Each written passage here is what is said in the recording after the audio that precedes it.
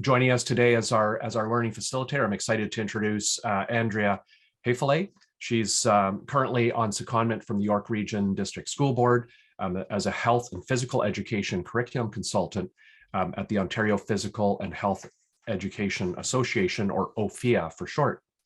She's been part of many regional and provincial initiatives that support everything to do with health and physical education. And you can see from the title of the workshop that a special area of attention for Andrea is to make sure that health and physical education is accessible and inclusive for everybody and everybody. So Andrea, without further ado, I'm going to turn it over to you, and welcome to the symposium and your workshop. Thank you.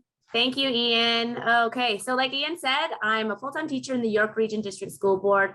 Pleasure to be here at OPHA and starting my morning off with everyone here. I use the pronouns she, her, and I ask others to use these pronouns in reference to me. I will jump in and get started right away. You'll notice throughout the workshop that I'll be sharing a lot of my own experiences as a health and physical education teacher, but also as a parent. I'm a parent of two children, a 12-year-old and a 9-year-old, one of them who has disabilities. And this workshop is a huge passion of mine, merging my expertise in H&PE, health and physical education, and my passion as an advocate for people with disabilities. Okay, so as we get started here, I wanted to let you know that OPHA is working towards supporting inclusive physical education and physical literacy programming for all children and youth in Ontario. So what this means is that we're actually in the works of creating an updated resource supporting specifically students with disabilities, but also ensuring that it is in an environment that is supportive for all of our learners. Inclusion is a process and a goal, and we're always trying to learn to ensure that we are approaching program planning and delivery in better ways to respond to the diversity in our schools and also in our school communities. I'm not going to read the slide, but this is just a little bit of an elevator pitch of who OPHA is and what we do in supporting classrooms, schools, regions, and our province. Okay, so I'm going to get started with a little energizer. I can't see you on my screen. I'm working off of a PC. I'm used to a Mac, so hopefully you bear with me right now. OPHA just launched a new resource at the beginning of this month called OPHA 50 Fitness Gifts. You can take a picture of the QR code, but I'll drop all the resources at the end of this workshop into the chat box. This is an awesome resource that I had the lovely opportunity to help create, develop, and write.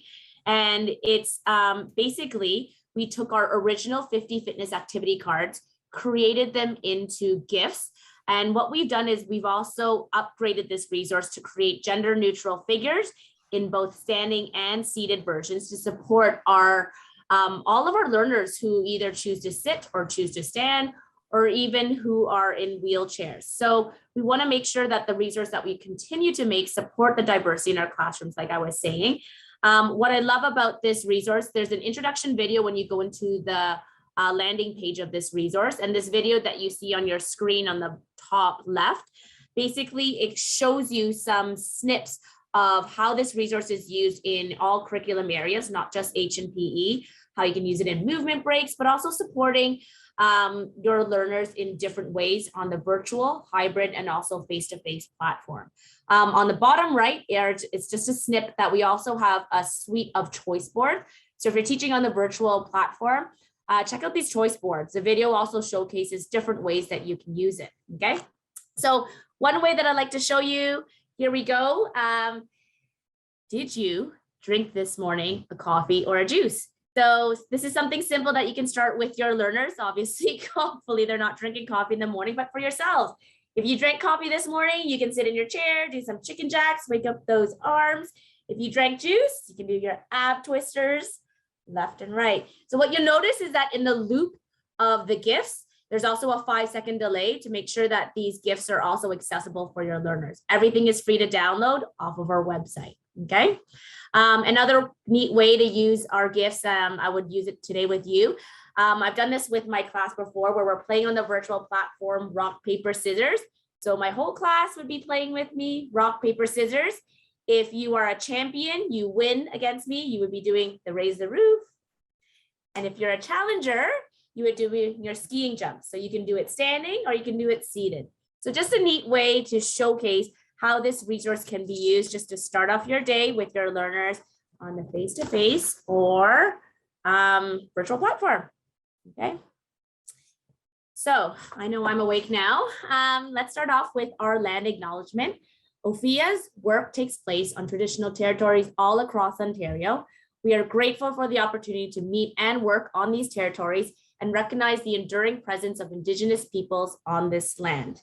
I'm super excited to start this workshop off with our learner goals. I'm not going to read all of the points on your screen.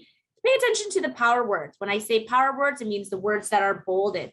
So we're going to front load the workshop with a lot of minds-on activities. I really like to keep my workshops interactive. I welcome everyone to turn on their mics or put your comments in the chat box. Ian will help me moderate.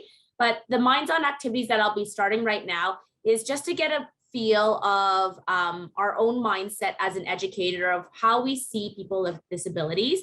Then we'll go into the whole content area of ensuring that we understand the different types of disabilities, but also understanding how this intersects with mental health literacy, okay? The second part of the workshop is more the fun part. If we were to do this in person, I would lug all my equipment into the conference and I'd be taking you through a 3-part lesson, but I've adapted this to do it on the virtual platform. So let's get started. I want to stay on time, 9:21. Here we go. Oh, I have something in the chat. Yes, OPHA, all of OPHA's resources are in English and French. I'll make sure I'll share the resource at the end, okay? Thank you for asking. And don't be afraid to turn on your mic, okay? So, oh, just want to make sure. Thank you. Okay. So we're going to start off with 3 pause and ponder questions. Welcome you to turn on your mic or open the chat box. And I want you to think about mental health literacy and what that means to you right now. I'm not expecting everyone to be experts, okay? But before I share the questions, I want to preface it with the health and physical education curriculum. So the curriculum expectations in the H&PE curriculum related to health literacy has a progression of learning from grade 1 all through to grade 12. And this is designed to develop students' mental health literacy, okay? This learning is so integral, as you know, the focus of this conference is to develop social emotional skills and the understanding of how it connects to our physical health, mental health, and our whole well-being, okay? First question, share with me, why is mental health literacy important? And you can even relate it to yourself too.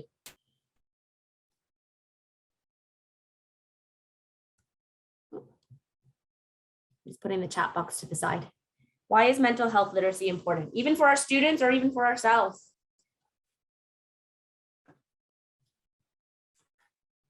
So people can put that in the chat or open your mic. Part of our general health. Thank you, Peter. Connecting to emotions and feelings. Thank you. Thank you, Anne. I know Anne. Even think about how your students are demonstrating their learning, continuing their learning, participating in their learning. How does that intersect? Help reduce stigma. Thank you, Emily. Ignorance is not bliss. What you don't know about mental health can or will hurt you. Mental health is not static state. Thank you. It is dynamic state and it's constantly in flux. Thank you, Ian. That's so important to remember, especially with our ever-changing world of education right now. Who is it important for? So I think we kind of determined that, right? I would even say a huge part is even for the educators. I know a lot of my own professional learning network, a lot of them are struggling right now, trying to balance and find the time to take care of themselves, their own well-being, physical health, mental health, so that they can actually be well to teach, right? To be there for their family, to even be there for themselves. Andrea, there's a nice connection to yesterday's keynote with Robin Yes. and around the piece of compassion fatigue that she talked about and the importance of people who are in a position of caring for others, also to remember that, they're participants, in the pandemic, for instance, or in their own lives, and to be cognizant of, looking out for the caregiver and empathy for oneself. Nice connection. Yeah, and always remembering that the students that we teach are connected to a family that we may not see, right? And I always say that, like, as I said, that my daughter has disabilities, my son, who is typical developing, he has a huge emotional backpack that many of his teachers don't see, right? Thank you for mentioning that, Ian. Chantal, being physical, not only in phys ed, but to take what they learned back home and share with family and friends. Thank you. So third question, this will anchor our learning in our minds-on activities. What role do educators play in developing mental health literacy in students? And always having that in the back of your head today, okay? To be confident to try new activities. Thank you. Okay. Oh, okay. So my next slide, I want to preface and ground our conversation about mental health, but where does it situate in our H&PE curriculum, specifically the 2019 for the elementary? So mental health in this curriculum has been strengthened in 3 intentional and explicit ways. Number 1, through the social emotional learning skills. So this is an explicit strand, the health in specific strand in our curriculum, and it also is embedded within our healthy living strand. So the additional of the mental health literacy as an explicit health topic in strand D, you'll see that component there. And then the last one, which I'll really focus on today, I will read it out loud. Enhancement to existing curriculum expectations to highlight the connections between mental and physical health as it relates to overall health within the curriculum, reinforcing a holistic, integrated approach to health. And this really speaks loudly to all the comments that you were just sharing too. It's not just taught in isolation, but we really want to make sure that it is integrated throughout the whole curriculum and even throughout the school day, so that students see the meaningful, meaningful opportunities where they can practice that, okay? I also wanted to note that it's really important for us to understand how to accommodate and modify, 2 keywords I'll be going through later, for our students' learning, specifically for students with disabilities, so that they are, not just participating in our H&PE program, but also able to get the opportunity to support their own mental health literacy, okay? Feel free to hop in if you have any questions, but thumbs up if you've seen this comic before. It's very popular in the education world. I love using it because it really sets the stage on creating the optimal environment for success. So if you've seen this comic before, give me a thumbs up. So I'm going to describe what the image is on the screen. You see, I'm assuming a teacher at the desk, and their bubble says, for a fair selection, everybody has to take the same exam. Please climb that tree, referring to the tree in the top right corner of the picture. From left to right, their students are a bird, a monkey, a penguin, an elephant, a fish, a seal, and a dog, okay? I want you to take a look at this picture, and I want you to look at the title that I put on the slide, Creating the Optimal Environment for Success. Tell me what you're thinking right now and what's prompting how you feel, what you see, what you think is happening in regards to the learning goals, curriculum expectations, the task that is at hand. Share in the chat box any ahas, and also inviting you to turn on your mics.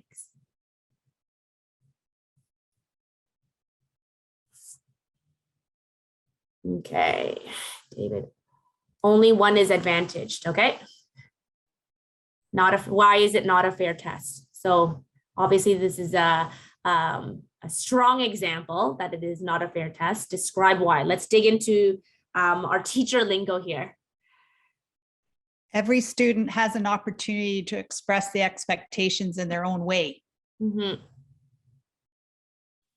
So do you think that the educator at the front of the room is providing that opportunity to ensure that they're meeting the very interest learning styles? There will be some very frustrated students. Agreed, Ian.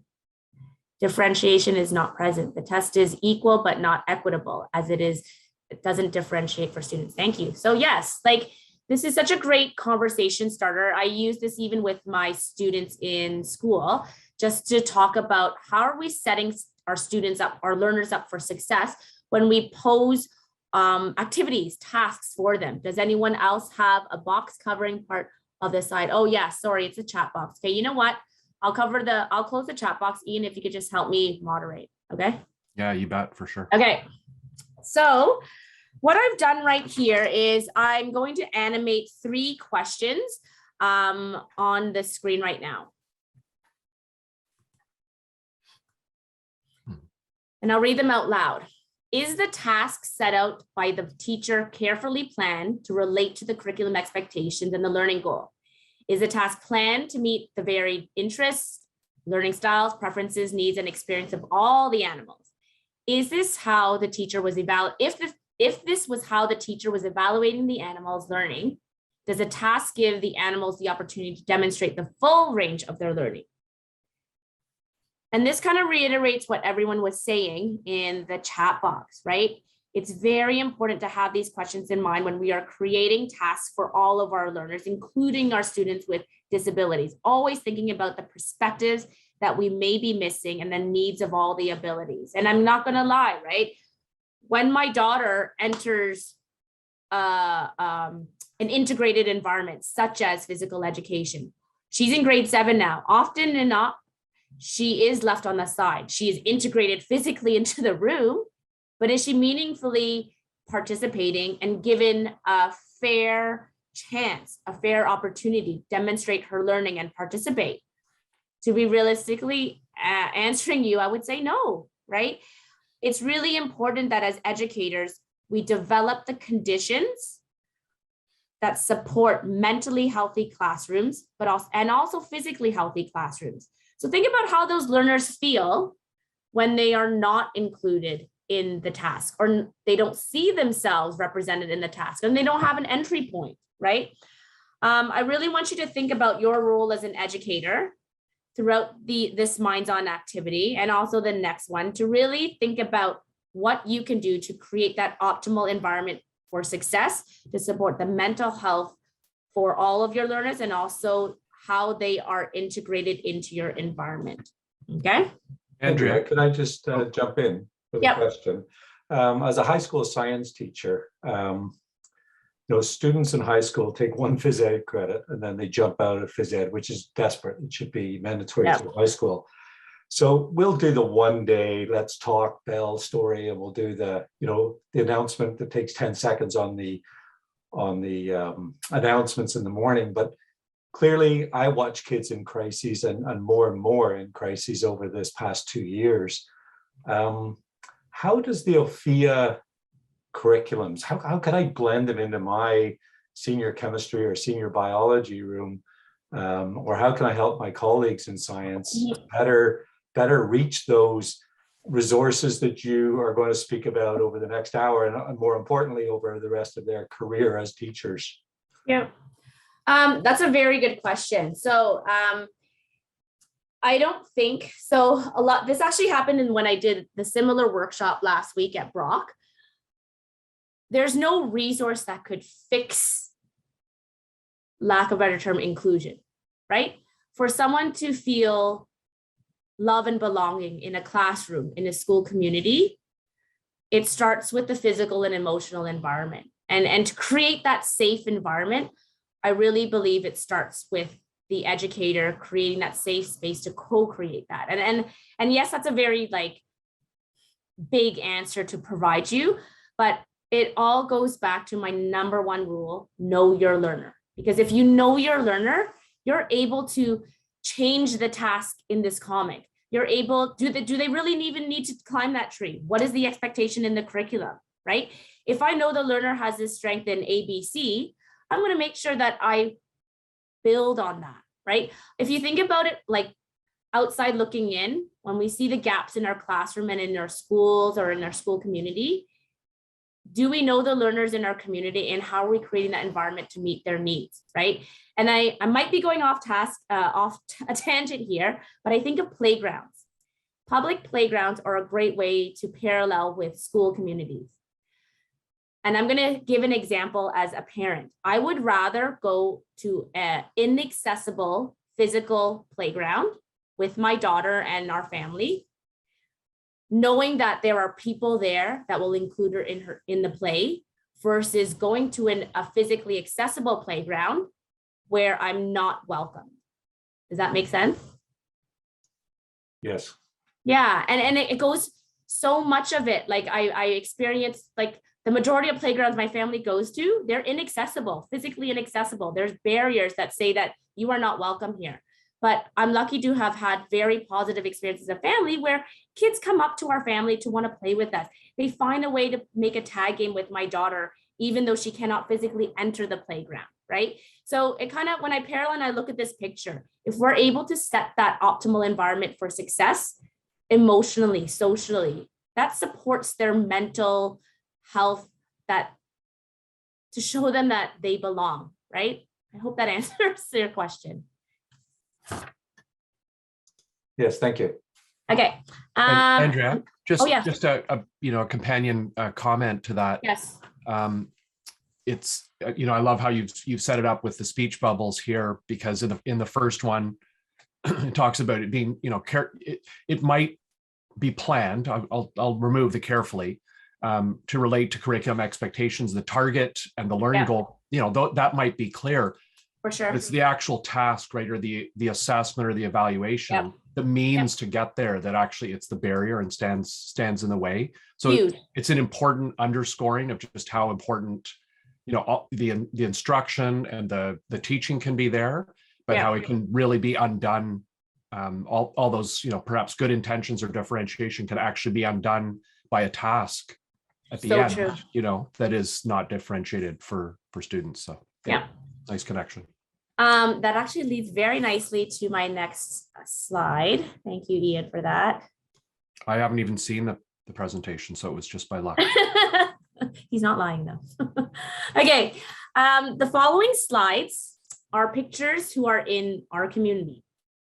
So wherever you are, you teach at the faculty, you teach in elementary school, secondary school, you work in the education sector, these people belong in our community. I want you to take off your educator hat right now and think from society's perspective. When you look at these 5 images of people that I am going to show you, I want you to open the chat box or turn on your mics, and I want you to tell me from society's perspective, what do you think these people can or cannot do? Okay, there you go. I'm going to try not to talk too much. Ian, I can't see the chat box if anyone's saying anything. And turn on your mics. Oh, yeah, I'll monitor it for you. Yeah, thank you. What do you think from society's perspective these 5 people can or cannot do? And even think about your morning, which probably started 2 hours ago, maybe 10 minutes ago.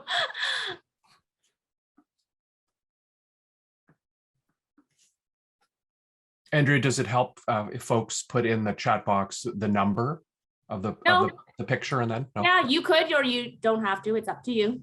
What do you think these people can or cannot do? So some may not be able to walk. Yep. This is in the chat box here. Yep. Think about life skills: feeding, dressing, job, schooling. So some may not be able to jump, cook for themselves. Yep. Play sports. Some may not be able to feed themselves. What labels would you assign to these people in the picture from society's perspective, not your perspective?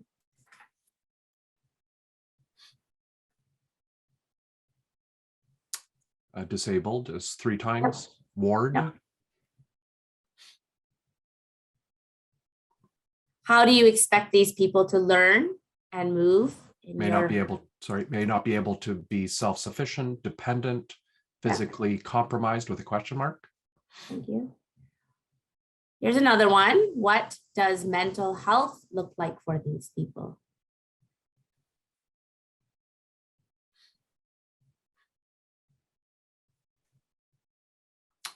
Isolated Mhm. or isolation. Yeah.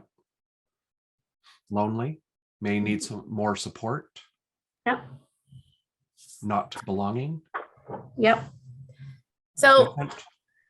thank you. You can feel free to keep populating.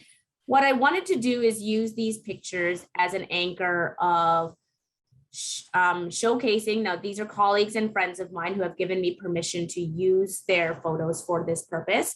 But I really wanted to use these photos to show you, I guess, assumptions that the disabled community may go through. Okay, and you'll notice that throughout the workshop, I'll interchange my terms: people with disabilities or disabled people, disabled person.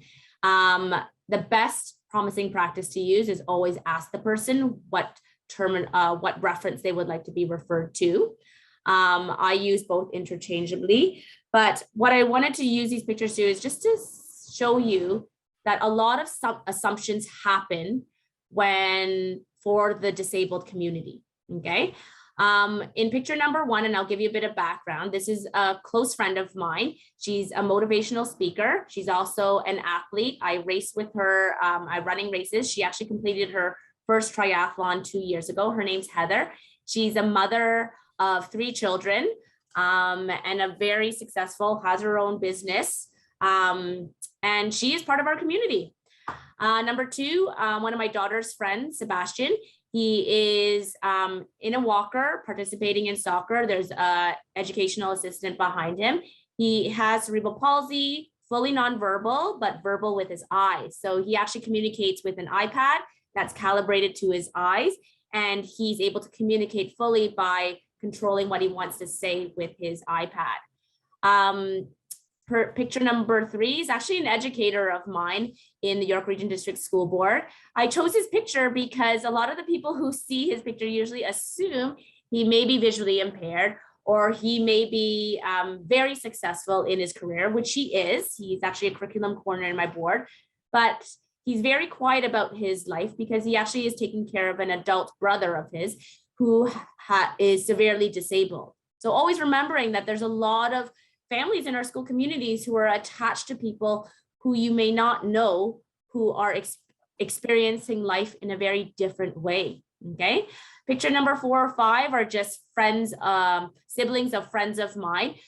Both have differing disabilities, but they love being part of the school community. They thrive on being in social activities. What I wanted you to see right now are 5 quotes that they've shared with me. I'm not going to read them out loud just to save time. And these are quotes that they wanted to share with educators. And I told them I'd be using these pictures in this workshop. And if you see them, I hope it speaks loudly to you that a huge part of what they're trying to share with educators is that they want to belong. And feeling belong supports who they are physically, but also mentally, right? A sense of belonging, being part of a community. Okay. Okay. One of my favorite videos that I want to start off the workshop with is called Eyes of a Child. While you watch this, I'm going to ask you to talk with me after this video. It's about 2 minutes. Think about how your role as an educator relates to the concept of mental health literacy and how it intersects with the disabled community. Okay, so your role as an educator intersects with the disabled community. Okay.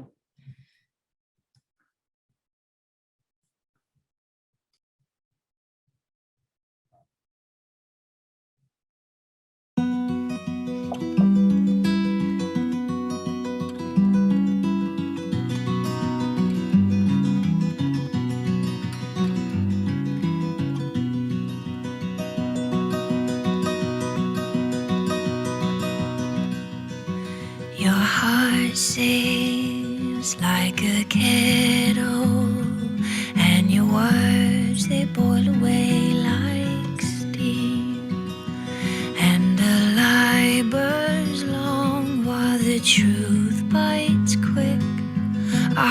is built for both, it seems. You are lonely as a church despite the queuing out your door. I am empty as a promise, no more.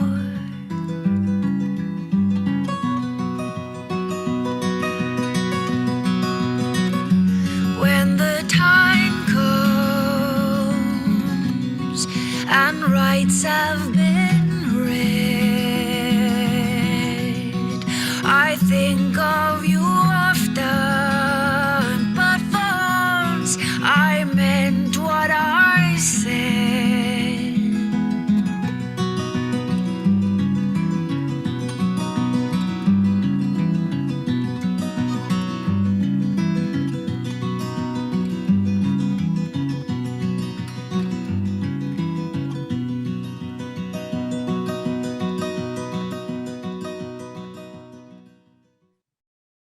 Okay.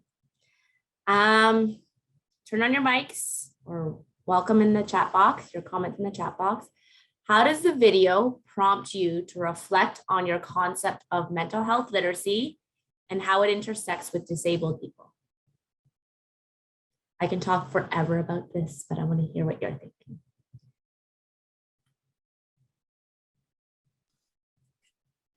So there's a Sorry, couple go.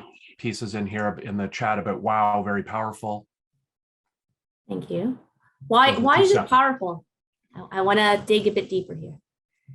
Jake Loof here. When I watched it, it was amazing to see how kids see people, but adults see differences, and or when they see something that's not connected to them, Yeah. they felt really awkward, and the kids were just kids. They're like, it's just a human being up there. Yeah. And sometimes, like, I think of my son, it's so, he sees life so simply, when I think as adults, sometimes it could be just as simple in the eyes of a child, right? And when we think about the child that was on the screen at the end of the video, how they themselves also just wanted to play, right? And even the kids who were trying to mimic them, right? Similarly, they just wanted to be part of the play, the activity, right? Thank you for sharing. Andrea, there's a couple of comments in here about adults need to play with an exclamation mark, and the use of humor is important. And Jake's actually asking if you can share the video link, but that's in the materials, right? Yeah, I'll share it at the end. Yeah. Andrea, can I just make a comment about, it's the one sequence in there with the man on our screen on the right and the girl on the left. Yeah. You know, as he tries to peer around the screen and then comes back. I'd love to know what's going on inside. Yeah. Inside his head. Like it just seems like there's so much. Yeah. It's heavy. It's so heavy, right? What's he thinking? Yeah. I love using this video to anchor just where do we sit as educators? How do we see our learners? And obviously focusing on our learners with disabilities, but even thinking about the health literacy of all of our students in our classroom. Where do they see themselves? How do they adapt to the learning environment? How are they organizing their emotions along the way during your class, during your activities, during your games, right? Andrea? Yes. I have a question, and I guess maybe it's a ponder. Yep. I wonder if the demonstration with somebody putting their finger into their nose was done by someone else, an adult perhaps. Yep. What the reaction of that audience, kind of parent-child might have been. And I'm wondering about, this concept of we tend to overthink the action. It didn't really matter who it was. Maybe that was showcasing the action that we were supposed to mimic. It was kind of like, I don't want to do that. You know, so we're thinking so deeply into that instead of just allowing ourselves to be free to just do the action. Yeah. No, thank you so much for sharing. That reminds me I bring a lot of my personal experience in this as a parent, that sometimes teachers who get my daughter, so my daughter is 12 years old, but cognitively at a 12-month-old baby. A lot of educators or physical activity providers who get her into their program or class, they're very scared. And I'm going to say it as it is. They're scared to connect with her, talk with her, play with her, approach her, teach her. And to be honest, over my last many years of trying to advocate her in the education system, all I want teachers, a good teacher, I just want them to try, just try.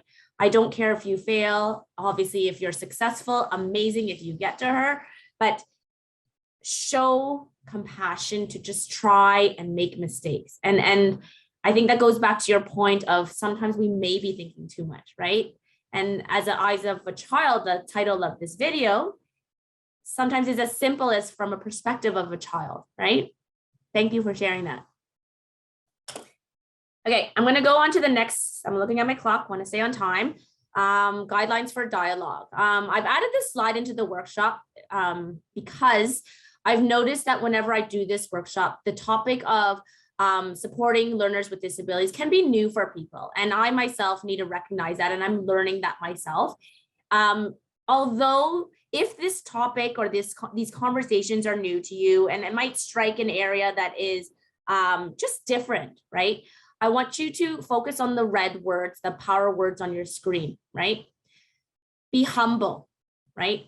Focus on, as I'm delivering the content today, focus on the impacts of the policy, structures, and actions over your intentions, right? Think about all those barriers in your classrooms, in your schools, and understand, take that time to listen, okay?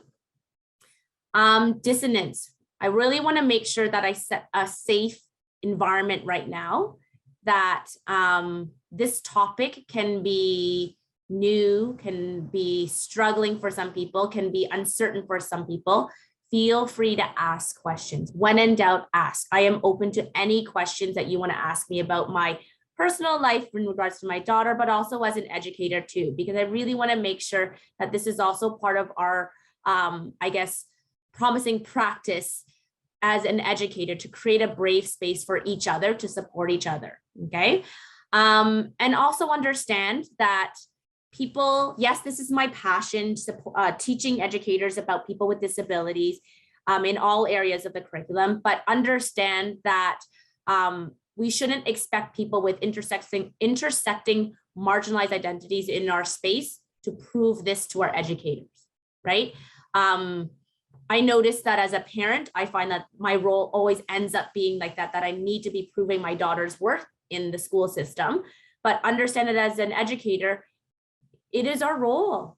It is our role to create that space where everyone feels welcome, okay?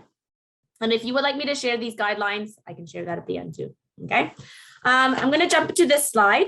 I want to reference School Mental Health Ontario. Yes, they're doing a workshop. If you can, attend it later today in the symposium. Before we start digging deep into understanding accommodations and modifications and how to support student learning to build their confidence in our H&PE program, I want to really talk about building that positive, mental, healthy classroom so that we create that, like I said, physically and emotionally safe, supportive environment. So there are 4 points on your screen right now of why mental health literacy matters. And I'm sure I'm preaching to the converted. Developing the conditions, right? Think of that comic, the conditions to support a mentally healthy classroom. Understanding our role as an educator, what I've been saying for the last half an hour. Recognizing when a student is struggling. I think this is really hard for myself and also as educators. We do not know it all. If a student, one student, all your students are struggling in the classroom or cannot achieve the task, pull back. We need to be able to reframe that task. Maybe it's not climbing that tree, right? Go back to the expectations, find out what that learner needs, get to know that learner. Okay, and knowing where to go for help when a student is struggling. So hopefully that's us today. Andrea, Okay. can I just make a quick comment? Yes, go for it.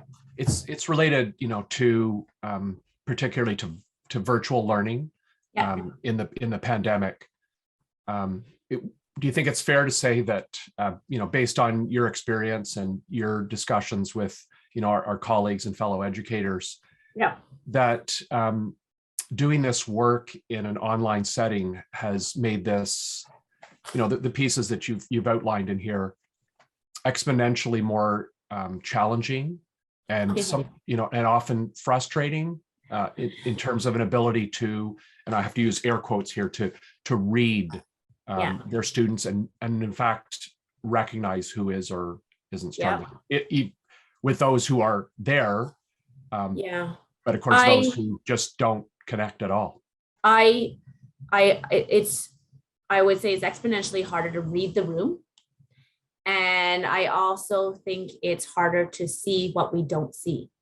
I pulled my own daughter, and I know a lot of my friends who have children and youth with disabilities, they pulled them out of school because the school physically is not a safe space right now because of COVID, but even the online environment, it's such a hard, it's climb that tree, that comic, right? It doesn't set a learner with disabilities, such as my daughter in our case, for success.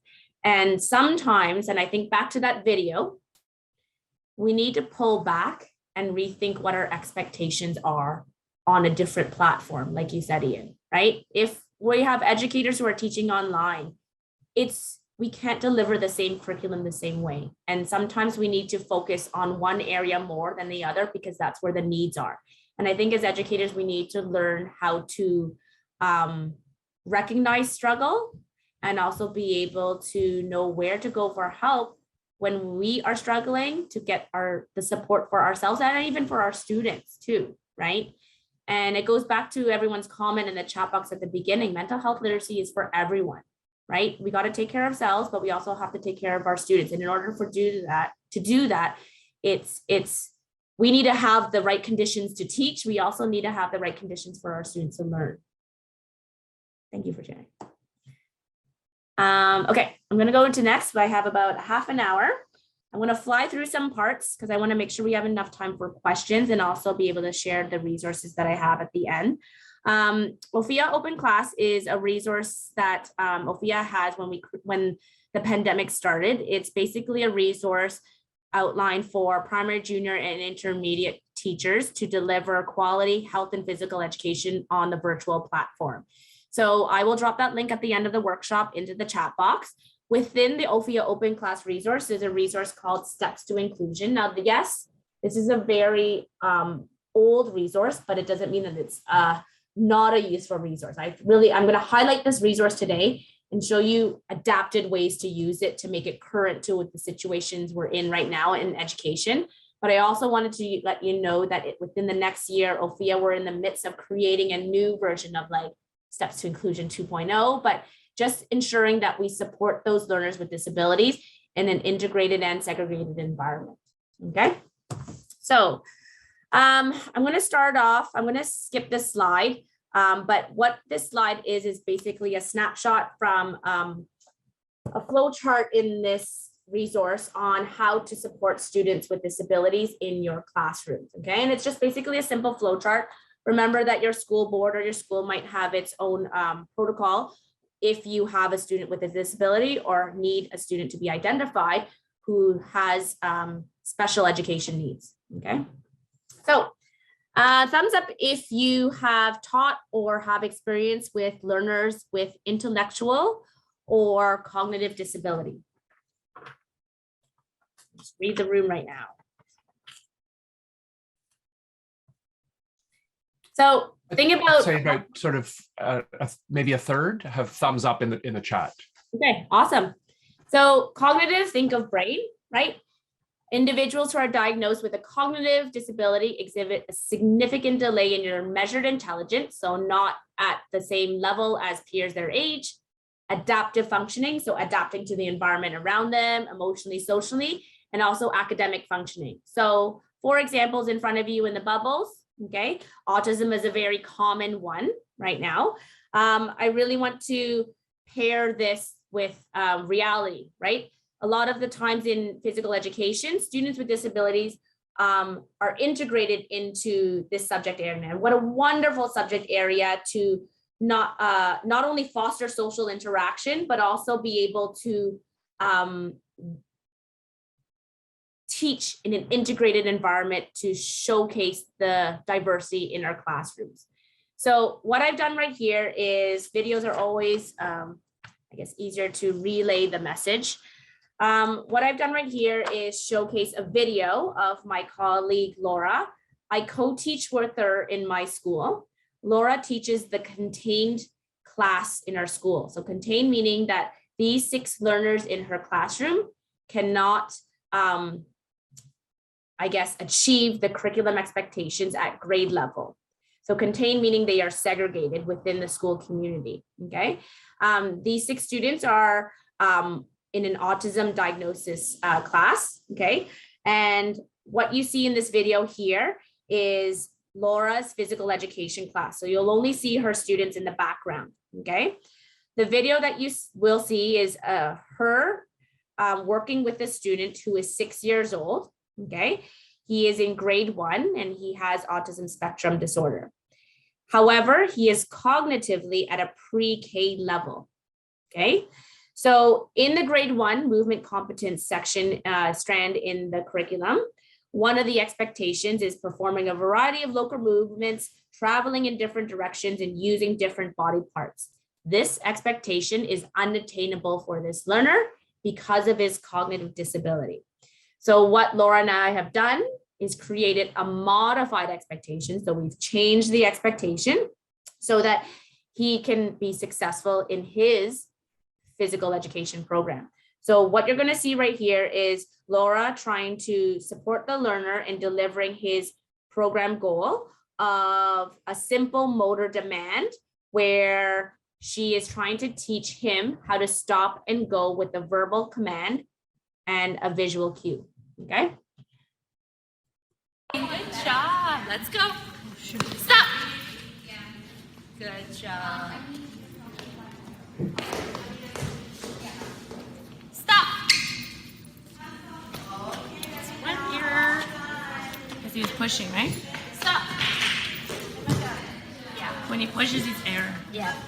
Oh, Okay. So as you can see, this learner is still in emerging phase of achieving this stop and go, okay? If you were Laura right now teaching this student, and the student is kind of not really grasping this modified expectation, stop and go, naturally, what would you do on the fly? What's another, how would you support this learner if you were to do this activity again? Think on the fly right now. I want to see what people would say. I'll monitor the chat for you here too. Yeah, thank you.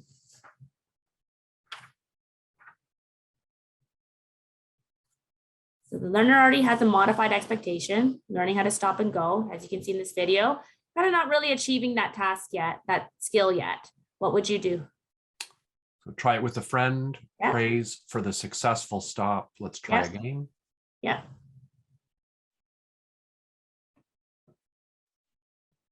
A participant in my workshop last week said, you know what, add music, right? Add an auditory component to it. So when the music stops, the student understands when the music stops, matched with the verbal picture card, and her saying stop, go can actually emphasize this skill.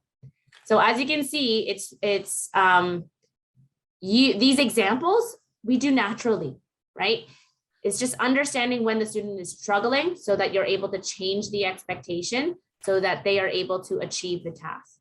So we've got a couple more here, Andrea. It's at the same time they came in, model, and by modeling the activity, Yeah. put lines on the floor. He has to put his feet on when he Yes. hears stop. Yeah. And then peck symbols. Yes, picture exchange communication. So I have some special education teachers here. PEC cards are basically visuals that you would pair with the verbal commands, and it's just another way of communication. Thank you. Okay, next one. Learning disability. Thumbs up if you have ever taught a learner with a learning disability or have experience with this. So this exceptionality is found in children of average intelligence who have difficulties learning a specific skill. So think of processing information. So think about how you came into this Zoom today. You had to remember that you were signed up to this symposium. You had to remember to go back into your calendar to find that Zoom link. You have to click the Zoom link. You got to make sure you mute your mic or turn on your mic or turn on your video. All of these steps are inputting, making sense of the information, storing information, and outputting. However, for learners with learning disabilities, they are having deficiencies in any or all of these areas. So think of your PE classroom. It's a very physical, demonstrating subject area where a lot of the times it's not, I guess, accommodated for these learners. So what I've done right here is just giving you a snapshot of one area of my classroom, and we call this the community corner. And this is the area where all the students gather when they come in for phys ed. As you can see on the far left is a schedule board. So what I've done here is I created a schedule board with picture exchange communication cards so that all of my primary learners who come into the class can see what you have to do first, second, third, fourth, fifth when you enter the classroom. And it not just helps the learner with the learning disability, but also helps all the learners. So you see how I'm creating my environment so that it's not just optimal for this one learner in front of you in the picture who has the learning disability, but I'm putting it in the classroom strategically so that everyone can access this model of teaching, this strategy. So what you see here is a picture of an educational assistant with their student. This student is cognitively at his grade level, however, requires support. With his learning disability, he has challenges understanding what he needs to do at the beginning, middle, and end of class. So what we've done is we created this schedule board and also other picture cards so he understands the sequence of learning at the task of hand. Okay. Andrea just popped into the chat here. Sorry, yes. The expression, that I think is known to many of us, are good for all, but necessary for some. Yes, yes. And sometimes I know it takes a lot of work to program for that one child who has an individual education plan, but what you're doing for them, if you do it strategically when you're program planning your whole HPE program, it can do wonders for the whole class. Thank you for sharing that. Yeah, and there's just a companion piece here with, it's connected all to the universal, design of learning. Yeah. So as David offered over and over again, we see how the accommodations for one learner benefits many others. Totally. Thank you. Okay, last main, I guess, section of understanding how disabilities are categorized is physical disability. So think of physical, right? Moving around the gym, manipulating objects, self-management. So someone with a physical disability may have trouble hearing, seeing, speaking, walking. And sometimes we have learners with multiple disabilities, with complex need. It might be paired with an LD, a learning disability, or cognitive disability, okay? Over here, we have a video of my integrated grade 1 class. So when I say integrated, I'm teaching the whole grade 1 class with a few of Laura's students integrated into the class. Now, what you'll see here is this particular student who has refused to wear the penny, so we just put it over his head. They are working with the educational assistant in this center. This learner has low muscle tone, which affects his ability to perform gross motor movements with this as easily as his peers. In this video, he is actually out of his wheelchair. However, his educational assistant is with him in the event if he were to fall. So the learning at hand, the learning goal in this activity is I wanted students to be able to move and stop safely in control with awareness of people and also equipment around them, okay? However, for this student that you'll see in the video with the EA, their modified expectation is to be able to travel between the objects with no prompt, meaning the educational assistant is not touching the child. They're just there just in case they would fall, okay?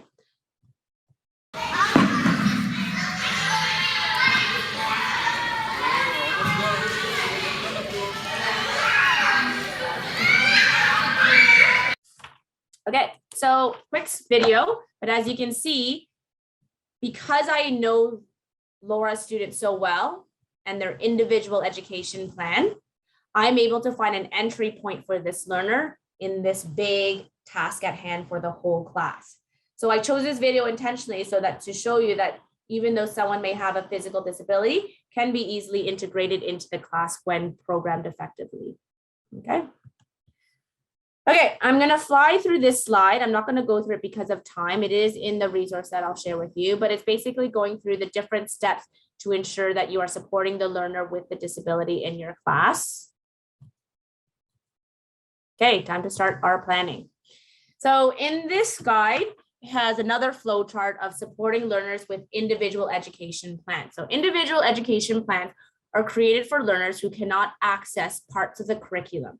Okay, so when I say that is that if a learner has a disability and cannot meet the expectations in the curriculum, they will require an individual education plan. So if you're teaching PE, right, and you have students integrated and you're like, something's not right, they're not really successful and it's consistently they're unsuccessful, check their Ontario student record to see if they have an individual education plan. Flip through the pages and see if they have a physical education program page. Okay, if they don't have a physical education program page, you're going to follow the flow chart. Mind you, your school board might have their own program policy or procedure in terms of how to get a student identified or how to create a program page for them. Or if they do, start working with the educational assistant, start working with the homeroom teacher of that student to ensure that you create those achievable goals so that they are meaningfully participating in your class. Okay, so we're going to move to two words that I've touched on in some of the slides before. I have a slide here with 6 pictures, a student with a pair of glasses, a student in a wheelchair with a laptop. I have a poly spot with a picture card that says sit down. These are really useful in the phys ed class because they're flat pylons. Students with physical disabilities don't trip on them. Bottom left, I have some picture cards of first then strip that showcases what a student has to do first before going to the next task. Bottom middle, I have reinforcements to support learners who need that extra, motivation to achieve a task. Bottom right, that's a picture of my daughter with her service dog. So question to you, what do all these pictures have in common? Feel free to drop it in the chat box. And I'll monitor that for you. Yeah. Tools. Yeah.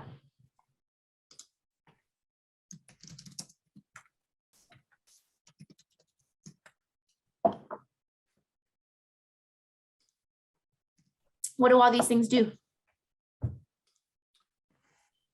Supports, accommodations. Yeah. Right. Putting in Accommodations. low barriers to participation. Provide freedoms. I love that term. I'm actually going to write that down. Provide freedom. Sorry, I'm going to write that down so I don't forget. So this is the language that they're using in the curriculum. I'm not going to read the text on the screen.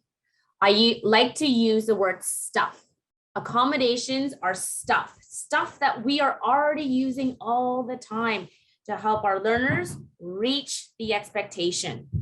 It could be how we're instructing our class, whether we're adding pictures, demonstrating in different ways, having a peer model format, environmental accommodations, making sure that the learner has the equipment they need to access the curriculum expectations, right? Assessment accommodations, providing multiple opportunities for the students to demonstrate their learning. So sometimes think about that comic with the animals. If the learner cannot climb that tree, and that climb the tree is an expectation in the curriculum, what kind of quote unquote stuff we can add to help that learner climb that tree? But you may want to pull back a bit. Is climbing a tree even part of the curriculum, right? So a lot of things here. I don't want to disregard. We already do accommodations. So sometimes it's as simple as adding things to your lesson stuff can help that learner be successful. Okay, I'm going to go through quickly 2 examples. Same thing. What do these 2 examples have in common? So in the curriculum, one of the expectations is being able to move in a variety of ways alone or with others. Okay, and these are locomotion skills. However, for someone like my daughter who has a physical disability, okay, she has a visual impairment. She cannot achieve that expectation. So her expectation in her individual education plan and the phys ed program page is just to stop and go with a verbal command. Okay, example number 2.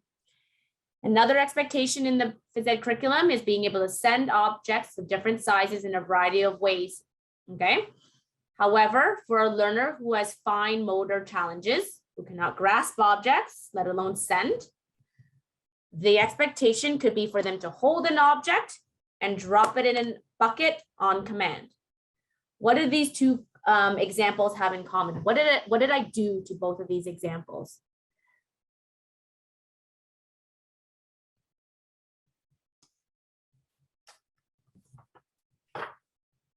Decrease difficulty. This is in the chat. It's in the chat here. Yep.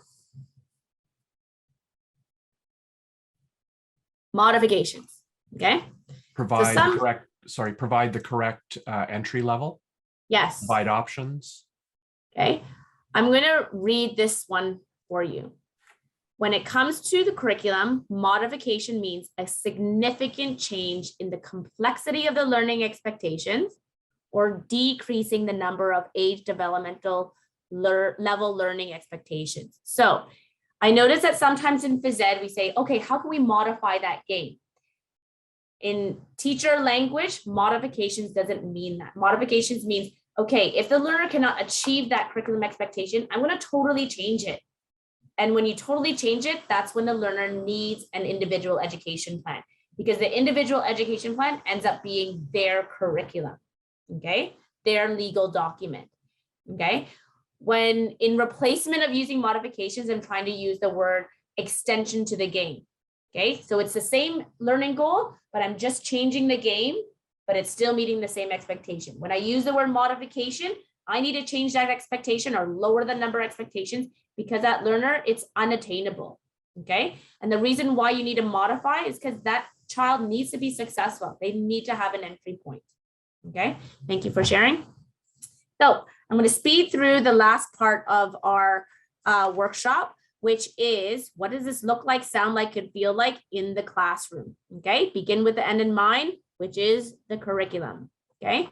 I'm not going to go through, I was going to go through, Ian, what an individual education plan looks like for phys ed, but I'm going to skip this part and I'm going to drag it into the chat box later.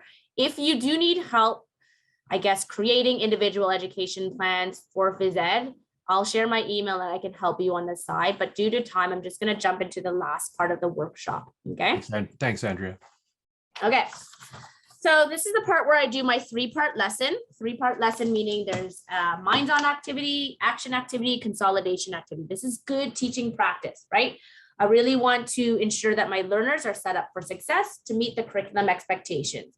Boom, here are the curriculum expectations for a grade 5 for this lesson I'll be taking you through, okay? I've outlined the specific expectations within the 3 strands: social emotional learning, active living, and also movement competence, okay? What I really wanted to share is that I wanted to highlight what I'll be doing is the process for what to consider when you're implementing the strategies that I'm showing you in good teaching practice. So kind of going to what Ian was talking about, whether you're teaching science, math, or language, I'm just showing you good teaching pedagogy to show you how you can approach the curriculum expectations from beginning to end to ensure that you are teaching to all of your learners in your class, specifically for students with disabilities, okay? So this 3-part lesson is for an integrated physical education class where I would be responsible for all my learners. So I will be having my mainstream grade 5 class with, for example, maybe 4 learners with disabilities in there, varying disabilities, okay? Because this workshop is focusing on mental health literacy, I really want to highlight that social emotional learning expectations are embedded into this lesson plan. And I'm going to be highlighting points in the lesson where it's a really great area to build on that mental health component of the curriculum, okay?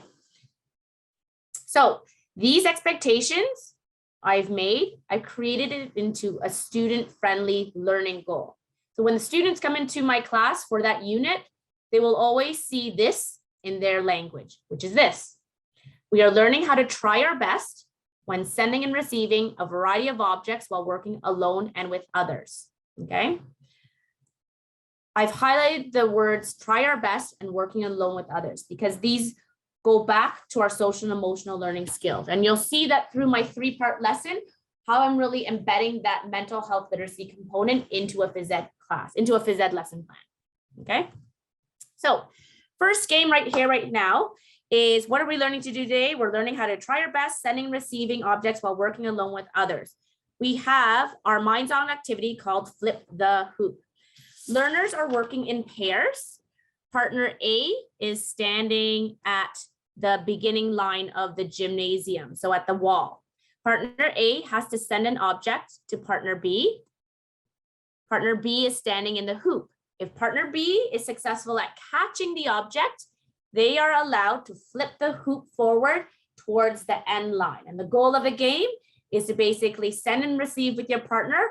And if you're successful, you keep flipping the hoop to the end line. And if you get your hoop to the end line, you are successful, okay? So I want you to think about the learning goal again, okay? This is the diagnostic, your minds-on activity. Oh, where's my slide? Okay. Now, here's a student in your class who is playing the exact game that you saw in the last slide. Sophia is a grade 5 student with autism spectrum disorder at grade level. They have some fine motor difficulties, including grasping small objects. They also have sensory processing disorder, which includes sensitivities to loud noises and visual stimuli. So going back to those 2 words, accommodations and modifications, in the chat box, can you share with me if this learner needs either or both?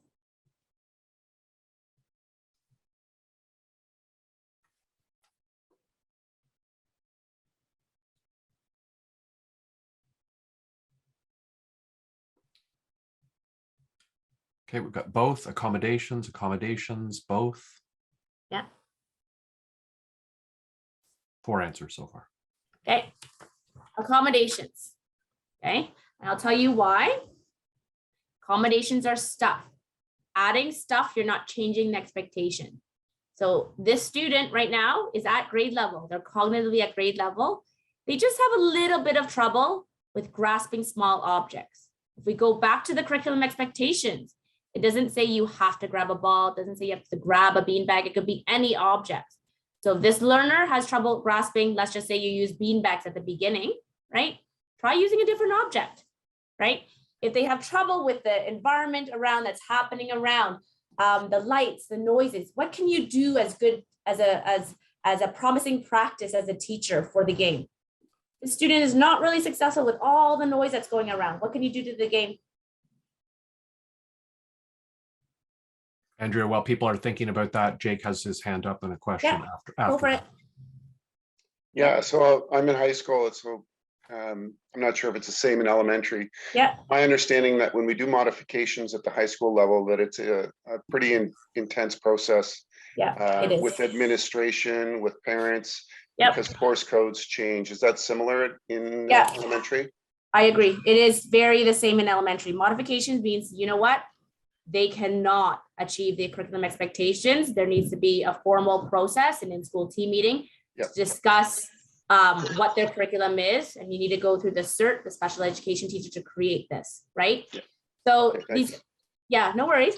So this example just shows you that because this student only needs the environmental changed around them to achieve the expectation, only accommodations are needed. If this learner is consistently failing and sorry, I'm going to change the word, having challenges and not being able to adjust to the accommodations you're providing, maybe you do need to have an in-school team meeting or be able to talk with the homeroom teacher what strategies they're using in other subject areas to warrant a modification. So you can't just, thank you, Jake, for sharing that. You can't just switch back and forth whenever you want. However, accommodations you should be doing all the time for all your learners. But in this specific case, with just the general student profile I gave you, accommodations is what they would need, okay? And Andrea, I just want to go back because in the chat, Peter had popped this in earlier. Yeah. Just the comment is a more correct term is modified expectation. Referring to modifications isn't always clear that we're talking about Yeah, expectations. And then Emily and Anne have come in with some accommodations here. Noise canceling headphones for the Phones, student, or yep. adjusting the activity to have quieter elements, that is whisper rules. Yep. And then Anne offered lights out and silence while sending and receiving, and the lights dim. Yeah. And you know what, Ian, all of those last accommodations you provided is a very inclusive approach, right? It allows all of the learners understanding that, you know what, we got to play the game differently because there are different learners in the classroom, and understanding that there's an entry point for this one learner, but everyone has to be able to given an opportunity to adjust. Okay. Also addressing to your point, yes, modification to the expectation. So I will note that in my slide for the next time I do this workshop. So going back to our learning goal, right? Embedding that mental health component. How are you phrasing your approach to instructional strategies to emphasize what does trying your best look like? What does working alone and with others look like? And this is all the social emotional learning piece, and a great area where you can embed that into this activity, right? Perhaps being able to communicate with only hand gestures, right? Being able to only work by yourself in a maybe to a wall, or work with a partner in a small area. So all these accommodations you can help implement into your lesson, into your activity, so that you ensure that all of your learners have an entry point. Okay, I'm going to skip to the second game, and this is our action activity. So think of action activity as where you're providing opportunity for your learners to practice the learning goal, sending and receiving alone with others. Okay, so this game is called Drop the Mic. Students work in a group to send and receive objects. So when the mic, which is a pool noodle, is thrown in the air, learners have to move one spot to the right to catch their neighbor's pool noodle, and so forth. So together they need to work as a group to catch and send and receive. Okay, so you have this learner in your class. Angie is a grade 5 student, cognitively at a grade 5 level. They have cerebral palsy that affects the motor movement of the left side of the body. They travel using a walker and is able to stand on their own. Accommodations, modifications to the expectation, or both.